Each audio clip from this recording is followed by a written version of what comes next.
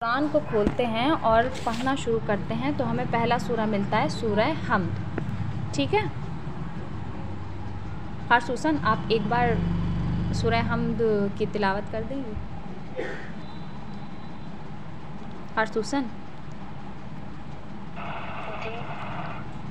बहुत बहुत शुक्रिया। एक मर्तबा आप सूरह हम्द की तिलावत कर दीजिए।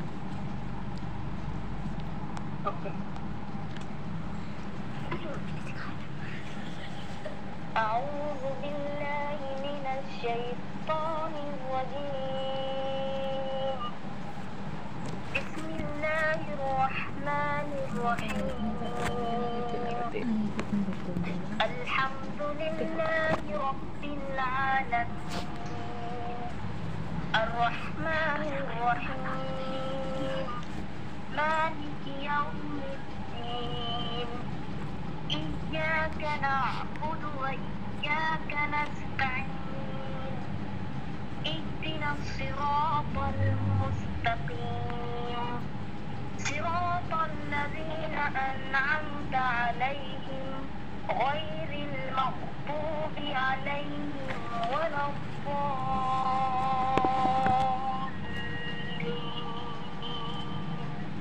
सदक़ल्लाहुल अज़ीज़ुल अज़ीम। शुक्रिया खासूसन। अभी आप लोगों ने जो सूरह हम्द की तिलावत सुनी, इसका मसलन हम ख़ुद सूरह हम्द को देखें तो ये बहुत खुसूसियात का हामिल है, जो हम आप लोगों को पॉइंट वाइज बताएंगे। अगर आप लोग नोट करना चाहती हैं तो नोट कर लें। ठीक है, पहली जो चीज़ है वो है कुरान सूरह हम्द का जो लहजा है, यानी अगर हम लहजे के एतबार से भी देखें तो कुरान में ख़ुद एक सूरह हम्द में ख़ुद एक ख़ासियत पाई जाती है। इसका लहजा क्या है? लहजा अगर हम देखते हैं तो पहली आयत हमें मिलती है अल्हम्दुलिल्लाहि रब्बिल आलमीन, यानी इसका लहजा ही दूसरे और सूरों से मुख्तलिफ है। खुदावंद आलम की गुफ्तगू के उन्वान से, मतलब खुदा और बंदे के दरमियान में जो गुफ्तगू ये उसके उन्वान से ये सूरा मसलन इस सूरे के अंदर जो आयात हैं वो हैं। दूसरे लफ्ज़ों में अगर कह दिया जाए कि खुदावंद आलम ने बंदों को खुदा से गुफ्तगू करने का और मुनाजात का तरीक़ा सिखाया इस सूरे के ज़रिए से। सूरे की इब्तिदा अगर हम देखते हैं तो सूरे की इब्तिदा होती है खुदावंद आलम की हम्द व सना से। उसके बाद आगे चलते हैं तो हमें मिलता है कि इसी सूरे में खुदावंद आलम ने अपने ज़ात की पहचान कराई है। उसके आगे अगर हम चलते हैं तो खुदावंद आलम ने क़यामत की तरफ भी हमारे ईमान को मुतवज्जे कराया है। उसके बाद अगर हम देखते हैं तो बंदे के जो तकाज़े हैं, जो खुदावंद आलम की तरफ बंदे की हाजात हैं, उसकी तरफ खुदावंद आलम ने ज़िक्र किया है। मसलन हम लास्ट में आयत पढ़ते हैं गैरिल मग़ज़ूबि अलैहिम वलद्दाल्लीन, यानी खुदावंद आलम हमें उन लोगों में करार ना देना कि जो ज़ालिन हैं। तो यानी एक तरीक़े से खुदावंद आलम के दरमियान में और बंदे के दरमियान में जो हम्द व सना से लेके खुदा की ज़ात के बारे में गुफ्तगू, उसके बाद कुरान के बारे में, और उसके बाद ख़ुद इंसान की जो हाजात खुदा की तरफ हैं उसके बारे में इस सूरे में बयान किया गया है। फिर अगर हम दूसरा नुक्ता इसमें देखते हैं तो ख़ुद असास कुरान, यानी नबी रसूल इस्लाम ने इरशाद फरमाया है कि सूरह हम्द उम्मुल किताब है। उम्मुल किताब यानी सूरह हम्द का अगर हम नाम देखते हैं तो इसके चंद नाम हैं, उन नामों में से एक नाम है उम्मुल किताब। नोट करना चाहती हैं तो नोट कर लें। सूरह का नाम है, सूरह हम्द का दूसरा नाम है उम्मुल किताब। रसूल इस्लाम से इरशाद है कि सूरह हम्द यानी वही उम्मुल किताब एक मरतबा जाबिर इब्ने अब्दुल्लाह अंसारी रसूल इस्लाम की खिदमत में हाजिर होते हैं। आपने फरमाया, क्या तुम्हें सबसे फ़जीलत वाले सूरे की तालीम दूँ जो खुदावंद आलम ने अपनी किताब में नाजिल फरमाया? जाबिर ने कहा कि हाँ जी, आप ज़रूर बताएं। रसूल इस्लाम फरमाते हैं कि सूरह हम्द जो कि उम्मुल किताब हैं, यानी सूरह हम्द को जनाब जाबिर को तालीम फरमाया और ये कहा कि ये सूरा यानी ये सूरह हम्द या उम्मुल किताब हर बीमारी की शिफा है सिवाय मौत के। ये तो आप लोगों ने बहरहाल सुना ही होगा कि सूरह हम्द में हर मरज़ की शिफा है सिवाय मौत के। अभी तक आप लोगों ने नोट किया कि कुरान सूरह हम्द को अगर हम देखें तो दोस्त में हमने आप लोगों को बताया कि इसकी खुसूसियत जो है एक लहजे के एतबार से ये ख़ासियत का हामिल है। दूसरा हमने बताया कि ये असास कुरान है। इसी असास कुरान के बारे में हमने आपको बताया कि असास कुरान यानी किसी चीज़ की बुनियाद समझते हैं। जैसे हम घर बनाते हैं तो उसकी एक नींव रखते हैं, या किसी भी चीज़ की एक असास होती है, एक जड़ होती है, एक रेशा होती है, तो उसको कहते हैं असास। कुरान के मानी है असास के, यानी कुरान को जो सूरह हमद को जो उम्मुल किताब कहा गया है, उसका एक वजह ये भी है कि इस सूरह को यानी कुरान के तरीक़े से कहते हैं जड़ बताया गया है। लिखा आप लोगों ने? अगर हम पूरे कुरान के मज़ामीन देखते हैं तो एक हिस्सा खुदा की तौहीद यानी खुदावंद आलम की ज़ात एक और अकेला है, उसका कोई शरीक नहीं है, वो वहदहु ला शरीक है। दूसरी जो अगर हम मज़ामीन देखते हैं वही के मतलब खुदा की तौहीद के बारे में और उसकी सिफ़ात के बारे में। दूसरा अगर हम देखते हैं तो खुदावंद आलम ने हमें क़यामत की तरफ भी मुतवज्जे कराया है। तीसरा अगर हम मज़मून देखते हैं कुरान मजीद का तो है इंसान को जो खुदावंद आलम ने हिदायत दी है। हिदायत कहाँ से दी है? गुमराही से। हिदायत कहाँ से दी है? कुफ्र से। हिदायत कहाँ से दी है? ज़लालत से। यानी इन तमाम चीज़ों की तरफ से खुदावंद आलम ने हमें बचाया है। तो किस तरीक़े से? कुरान के ज़रिए से। क्योंकि मसलन आज के ज़माने में इमाम मौजूद हैं, नबी अपने ज़माने में थे, लेकिन हमारे पास इतनी मसलन माहौल ऐसा नहीं है कि हम इमाम से सीधे तरीक़े से कोई राब्ता कर सकें। तो ऐसे वक्त में कौन हमारे काम आता है? ये कुरान हम सीधे से नहीं समझ पाते, तो हमें कहाँ से सीखने को मिलता है? वही जो ज़ियाफ़त आप लोगों के सामने मसलन अहकाम शरी वग़ैरह बयान करती हैं, जो मुज्तहिदीन अहकाम शरी को निकालते हैं, तो ये कुरान और सुन्नत वग़ैरह इन तमाम चीज़ों से निकालते हैं। इतना आप लोगों को समझ में आया या नहीं? और तीसरा पॉइंट लिखना है। अभी हमने 2 ही पॉइंट बताए हैं।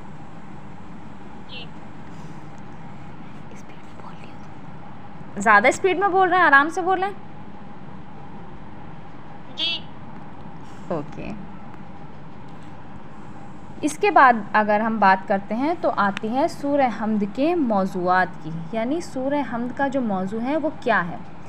कुरान नहीं, सूरह हमद को अगर हम देखते हैं तो सूरह हमद में 7 आयतें पाई जाती हैं। पहली आयत बिस्मिल्लाहिर्रहमानिर्रहीम, और बिस्मिल्लाह के बारे में हम रिवायात में देखें तो ख़ुद रिवायात कहती हैं कि अपने हर काम का आगाज़ किस चीज़ से करना चाहिए?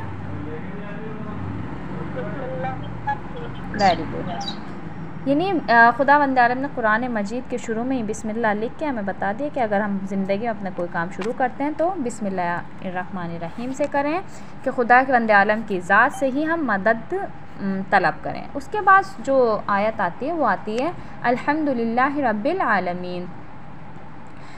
ये आयत जो हमने आप लोगों के सामने पढ़ी कि अल्हम्दुलिल्लाहि रब्बिल आलमीन, ये हमें बयान करती है कि तमाम नेमतें अगर हम देखते हैं तो उसकी बरगश्त यानी उसकी पलट और तमाम मौजूदात की जो परवरिश और तरबियत है, तमाम चीज़ों को ताल्लुक़ किससे है?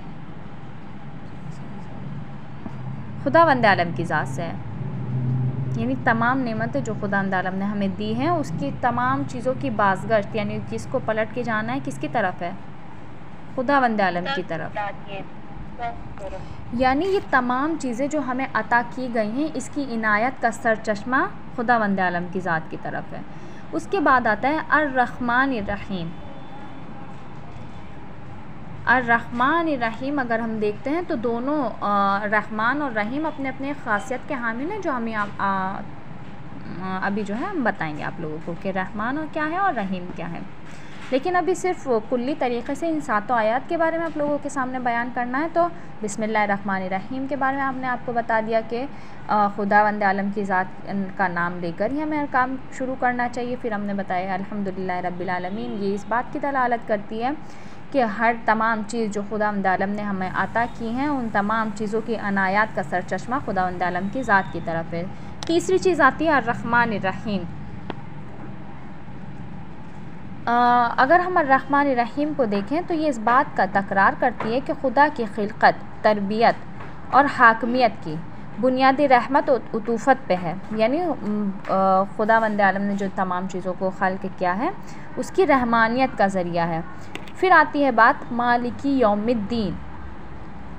ये हमें किस चीज़ की तरफ मुतवज्जे कराती है? माद की तरफ और क़यामत की तरफ, हमारे जो आमाल हैं उसकी जज़ा और सज़ा की तरफ। इस अज़ीम अदालत में जो खुदावंद आलम की हाकमियत की जानिब तवज्जो दिलाती है, यानी वही कि खुदावंद आलम क़यामत के दिन हर एक को जो उसने किया है उसकी जज़ा और सज़ा इनायत करेगा। उसके बाद अगली आयत आती है इय्याका नअबुदु व इय्याका नस्तईन। अभी भी तेज़ बोल रहे हैं? अब ठीक है, ठीक है। इय्याका नअबुदु व इय्याका नस्तईन, यानी यह हमें इंसानों के लिए बताती है कि यानी खुदावंद आलम की ज़ात एक सिर्फ तन्हा ऐसा मरकज़ है कि जिसके लिए हम तमाम यानी इबादत को अंजाम देते हैं।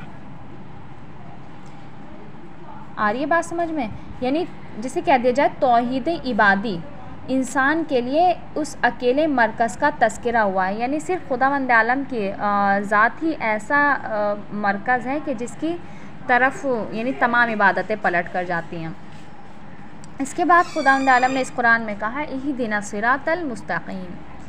ये आयत बंदों की एहतियाज हिदायत और इश्तिक़ाक़ हिदायत को बयान करती है।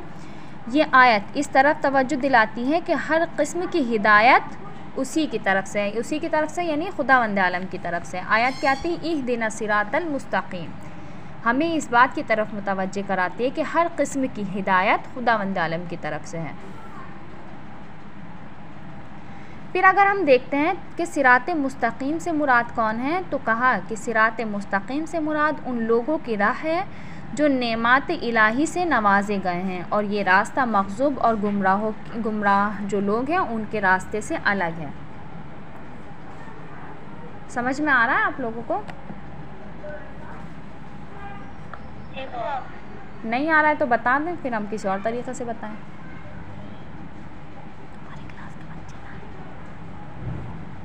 ठीक है, समझ आ रहा है तो आयत बताइए, वो बताइए कौन सी वाली? सिरातल लज़ीना अनअमता अलैहिम। अभी तो हमने एहदिना सिरातल मुस्तकीम बताया है।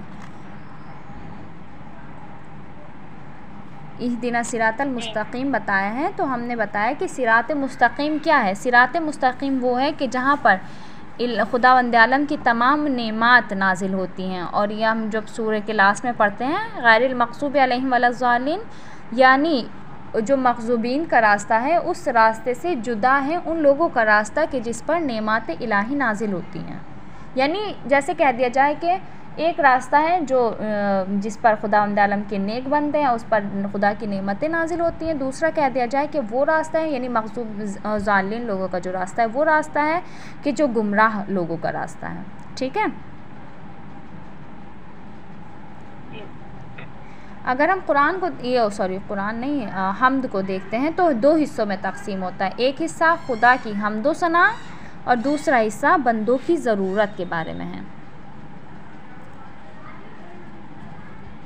खुदावंद आलम कहता है कि मैंने सूरह हम्द को अपने और अपने बंदों के दरमियान में तकसीम कर दिया, यानी कुरान सूरह हम्द को मैंने अपने लिए भी रखा और अपने बंदे के लिए भी रखा। मेरा बंदा हक़ रखता है कि जो चाहे मुझसे मांगे। जब बंदा कहता है बिस्मिल्लाहिर्रहमानिर्रहीम तो खुदाए बुज़ुर्ग और बरतर इरशाद फरमाता है कि मेरे बंदे ने मेरे नाम से इब्तिदा की है, मुझ पर लाजिम है कि मैं उन कामों को आखिर तक पहुंचा दूं और हर हाल में बरकत अता करूं। यानी जो हम काम से पहले बिस्मिल्लाह कहते हैं उसके बारे में खुदावंद आलम खुद कहता है कि मैंने इस हम्द को अपने और अपने बंदों के दरमियान में तकसीम कर दिया। और जब मेरा बंदा ये कहता है किसी काम को शुरू करने से पहले कहता है बिस्मिल्लाहिर्रहमानिर्रहीम, तो यानी मैं जब मेरे बंदे ने मेरे नाम से अपने काम को शुरू किया है तो मेरे ऊपर भी ज़रूरी है कि मैं अपने बंदे के काम को आखिर तक पहुंचा दूं और उस काम में उसे बरकत दूं। जब वो कहता है अल्हम्दुलिल्लाहि रब्बिल आलमीन तो खुदावंद आलम फरमाता है कि मेरे बंदे ने मेरी हम्द व सना की है, उसने समझा कि जो नेमतें उसके पास हैं वो मेरी अता की हुई हैं, लिहाजा मैं मसायब को उससे दूर कर दूं। यानी अगर हम सूरह हम्द पढ़ते हैं उसके बारे में बताया गया कि हम्द की इब्तिदा जब हम बिस्मिल्लाह से करते हैं तो खुदावंद आलम कहता है कि मेरे बंदे ने मेरे नाम से अपने काम को शुरू किया है, मेरे ऊपर ज़रूरी है कि मैं उसके काम में बरकत दूं और उसको सरअंजाम तक पहुंचा दूं। उसके बाद जो दूसरी आयत कहता है कि अल्हम्दुलिल्लाह रब्बिल आलमीन, खुदावंद आलम कहता है कि मेरे बंदे ने मेरी हम्द व सना के साथ मतलब मेरी हम्द व सना की है। उसने समझा है कि उसके पास जो नेमतें हैं वो तमाम की तमाम किसने अता की हैं, खुदावंद आलम ने अता की हैं। तो लिहाजा मैं भी उसको तमाम मुसीबतों से दूर रखूँगा। गवाह रहो कि मैं दुनिया की नेमतों के अलावा उसे आखिरत में भी नेमतें अता करूँगा। इस दुनिया की मसाइब से भी उसे निजात दूँगा, जिसे इस दुनिया की मुसीबतों से उसे रिहाई दी है। यानी जैसे दुनिया में रहकर जब हम हम्द की तिलावत करते हैं और कहते हैं अल्हम्दुलिल्लाह रब्बिल आलमीन, और इस बात का इकरार करते हैं कि जो चीज़ें हमारे पास हैं खुदावंद आलम की तरफ से हैं, तो खुदावंद आलम भी पलट कर हमें इसका जवाब क्या देता है कि खुद मेरे बंदे ने मेरी हम्द व सना के साथ अपने काम को शुरू किया है, अब मैं भी उसके काम को सरअंजाम तक पहुँचाऊँगा, उसके काम में बरकतें दूँगा, उसको हर मुसीबत से दूर रखूँगा, और सिर्फ दुनिया में ही नहीं बल्कि आखिरत में भी उसे नेमतें अता करूँगा और तमाम परेशानियों से दूर रखूँगा। आई इतनी बात समझ में?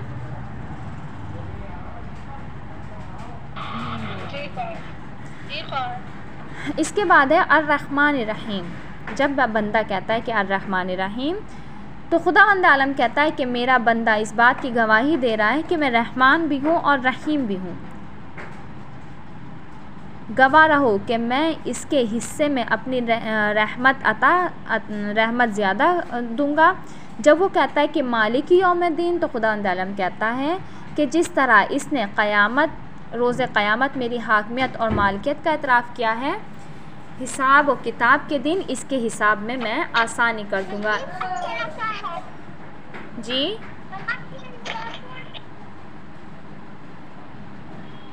जब बंदा कहता है कि मालिकी यौमिद्दीन का तर्जुमा क्या है कि जो क़यामत का मालिक है। जब हम कहते हैं मालिकी यौमिद्दीन, तो खुदावंद आलम भी कहता है कि मेरे बंदे ने मेरे रोज़े आखिर होने का, मसलन रोज़े आखिर के मालिक होने का एतराफ़ किया है, तो मैं भी इसके हिसाब में आसानी कर दूंगा, और जो भी इसकी मतलब